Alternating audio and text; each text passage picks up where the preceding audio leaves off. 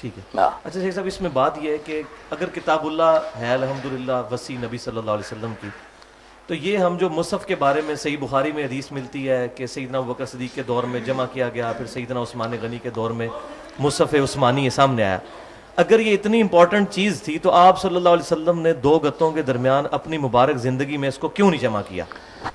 اس بارے میں محمد علی صاحب جو شیعہ حضرات بھی کہتے ہیں کہ بعد میں حضرت علی پھر گھر میں بیٹھ کے قرآن جمع کروں، یہ سنی کہتے ہیں حضرت ابوبکر کو فکر پڑی کہ قاری مارے جا رہے. یہ باتیں جو ہے نا دین سے پوری طرح مطابقت نہیں رکھتی. کہ آخری کتاب ہے، زندگی موت اللہ کے ہاتھ میں ہے، رسول اللہ کو اتنی مہرت دے دیتا خدا انا لنا جمع قرآن کہ قرآن تو اکٹھا ہو جاتا.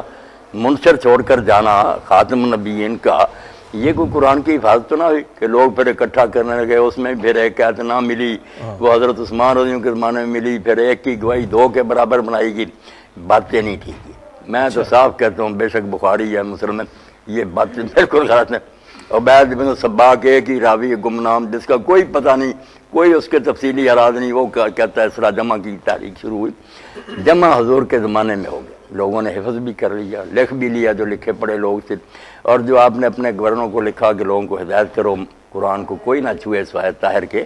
اس لیے ابن حزم کی بات ٹھیک ہے کہ لاکھوں قرآن اس وقت پوری دنیا میں پھیلے ہوئے تھے، کوئی ایسی بات نہیں تھی. وہ جو صحیح بخاری میں حدیث ملتی ہے کہ سیدنا جبرائیل کے ساتھ نبی صلی اللہ علیہ وسلم دورہ بھی قرآن کا کرتے تھے، تو وہ اس پہ موقف وہ یہ کہتے ہیں کہ جی یہ ساری چیزیں زبانی چل رہی تھی، جنگ یمامہ کے موقع پر وہ شہید ہوئے تو پھر نہیں محمد علی صاحب بات ہے کہ لکھوا بھی آپ دیتے ٹھیک. وہ کہتے ہیں ایک جگہ کتاب مؤلف نہیں تھی، مگر جو ہے نا کہ کاغذ کے پرزوں پر، اسی طرح کھجور کے پتوں پر، ٹھیکروں وغیرہ پر لکھنا تو مانتے ہیں کہ کوئی شے ایسی نہیں تھی جو آپ لکھواتے نہیں تھے، ساتھ ہی بلا لیتے تھے. اب قرآن کے حوالے سے جو یہ اختلاف پھر اہل سنت میں بھی آیا، اہل تشیع میں بھی، 7 قراتوں والا.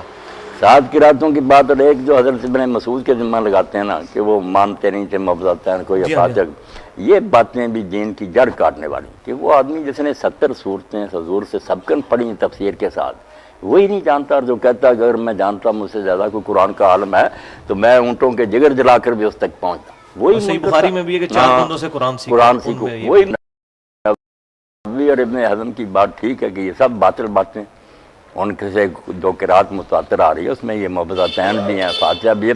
تو شیعہ سنی سارے میرے بھائی نا قرآن کے بارے میں شک ڈالے ہوئی جو روایتیں ان کو دیوار پر مار. اچھا قرآن ہی مشکوک ہوگا تو بات ہی رہی. آپ نے جب اعلان کیا کہ میں تم میں ایک چیز چھوڑ کر جا رہا ہوں ہدایت کے لیے، کتاب اللہ تو ٹھیک ہے.